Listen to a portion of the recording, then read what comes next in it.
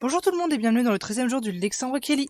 Aujourd'hui on voit le mot sélite, qui signifie expliquer.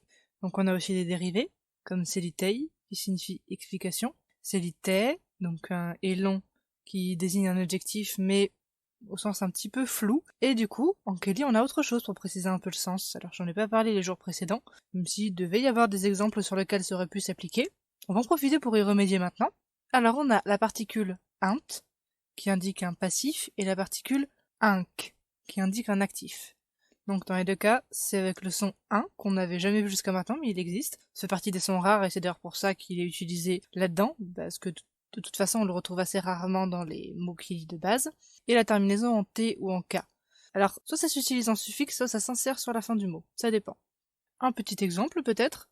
Donc on a rue Célitinck vidéo, ou bien rue vidéo Célitinck, ou vidéo Célitinck ou Célitinck vidéo. Deux sont interchangeables. Je pense qu'on avait vu ça au début du mois où il n'y a pas d'ordre défini pour les noms et les adjectifs qui s'y rapportent pour l'instant.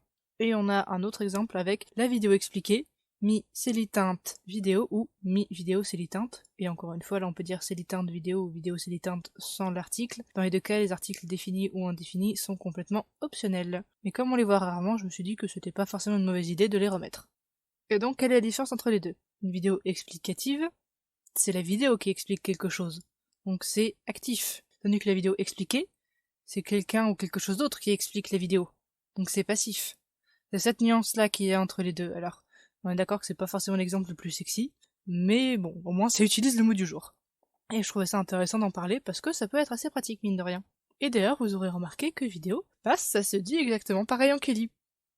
Je crois que c'est le premier mot qu'on voit en Kelly qui est transparent avec le français. Et c'est un des rares, le seul autre qui me vient en tête, c'est Noël, qui se dit exactement pareil, s'écrit pareil, sauf qu'il n'y a pas l'accent sur le E, parce que sinon ça se prononcerait Noël. C'est moins sexy.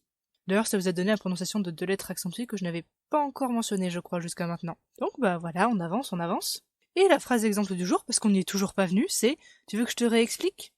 Lei isto nai io niselit leiv in. Ou bien lei isto nai io niselit lei in.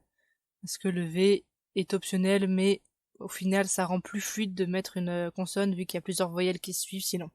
Donc lei, toujours tu, isto, vouloir, conjuguer, nai, ici c'est équivalent à un que, on l'a vu l'autre jour, c'est pas tout à fait ça, mais en réalité c'est utilisé exactement comme un que français. D'ailleurs nai c'est raccourci de naio, mais passons.